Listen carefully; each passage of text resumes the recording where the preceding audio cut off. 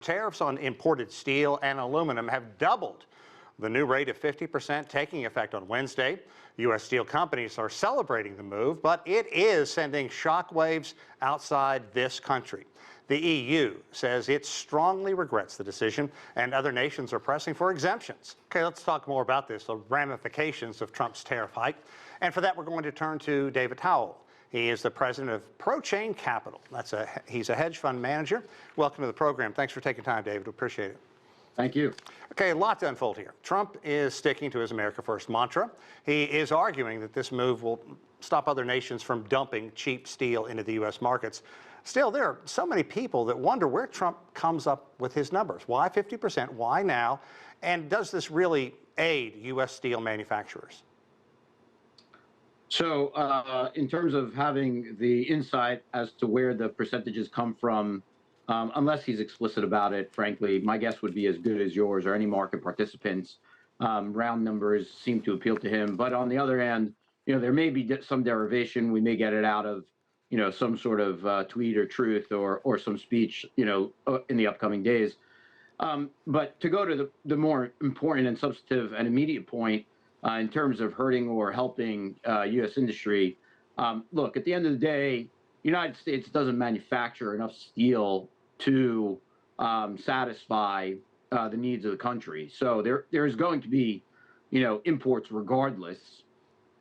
Driving up the prices of imports is not necessarily going to help U.S. industry, lead to inflation in the United States. And certainly it will further kind of divide us when it comes to negotiations over tariffs broadly, because as you seemed to allude to, 50% is a pretty wild number in terms of how big it is on a tariff basis. So making headway with other tariff-related negotiations, it makes things harder. Yeah. So all in all, I think it's a challenge. However, certainly for certain businesses like U.S. Steel, like Cleveland-Cliffs, it certainly insulates them from dumping. And let's look at where this was made and when, because it's a move that is going to win Trump blue-collar support in the United States and in Pennsylvania, big steel-producing state, swing state for the U.S. as well. Your thoughts on this? Is it worth it?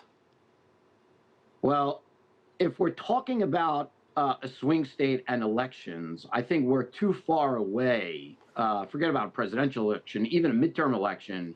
We're too far away to expect. I certainly do not expect this to stick. I more see this as a negotiating point, as with most things that are Trump's posturing. And so this is probably going to follow up with, or be followed up with, some sort of tough knuckles or brass knuckle negotiation with the trading partners with whom this tariff on steel hurts the most. The carve out for the United Kingdom is important, but there are certainly other allies of ours that are important and need to have discussions around other tariffs, and this steel tariff clearly is going to be front and center when those negotiations happen. Yeah, I think you really hit the nail on the head for many, because it does kind of target our traditional allies. We talked about Mexico, now Canada, the top steel and aluminum exporter to the U.S., and Canada is warning of basically catastrophic job losses. What kind of retaliation should the United States expect from major trading partners? And critics say, look, this is a tax, and consumers are going to feel a bite, homes, vehicles, things like that. Yeah, I don't think we're any longer in the retaliatory phase of this tariff war or negotiation. I think we're at the point where most nations understand that the war of words really doesn't do anything. It may move markets for a little while, stock markets, and maybe, price of sovereign debt or yields. But the truth of the matter is it's about resolving the issues. And so I don't expect, I expect there'll be some tough words, but certainly not a tit for tat when it comes from Canada and Mexico. I think at this point, the Canadian leadership and Mexican leadership are just looking to go ahead and get down to brass tacks and figure out how they're going to go ahead and settle all the outstanding, potential product line tariffs that the U.S. is going to go ahead and wield against them and get things done with so that they can move on with their economies. You know, you talked about the carve-out that the UK have. How stable is this? And right now, so many other nations are lining up asking for exemptions as well. I think Keir Starmer did a very good job when he came to the White House, and similarly did a good job when he invited Trump over. So I think his carve-out will stick unless he makes, a preposterous error at this point. And yes, maybe Trump is going to hold the UK up to other friends of ours and say, look, you can get a free pass too, but this is what I'm going to go ahead and ask for. And that may very well be the negotiation tactic here. I don't really know. How sustainable do you think this is, this kind of protectionism for long-term industry growth as well as innovation?